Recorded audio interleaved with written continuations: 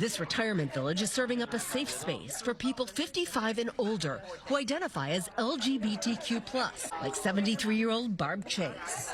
I lived my life pretty much in the closet, and I was ready for an experience that was super affirming. Village Hearth in Durham, North Carolina is one of the nation's first co-housing developments created specifically for an aging queer population. The 28 single-story pastel-colored cottages are individually owned, but connected physically by walking paths and ideologically by acceptance. As we age, community is one of the most important things to ensure our continued health.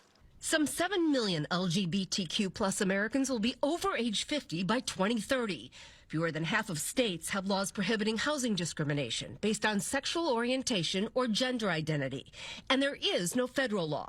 That's why Margaret Roche and her wife created Village Hearth more than 5 years ago when they couldn't find somewhere to retire. I know if we ever ended up in assisted living that we would have had to go back in the closet. Why not a co-housing community that wasn't LGBTQ+ focused? Because then you become, oh, that's the gay couple. Look, there's the lesbians. Patricia Stressler and Tammy Ike moved here from Greensboro, about an hour away, where they lived hiding their relationship. We're still in that generation where we don't want to make people feel uncomfortable.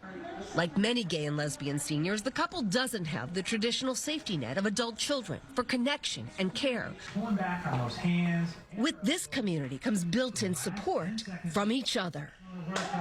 What does it say about society that you needed to come here to feel safe in 2025? I think there is a small percentage of people who are very closed-minded. And I think just for day-to-day living, wanting to be comfortable every day, not having to be on guard for anything or anyone.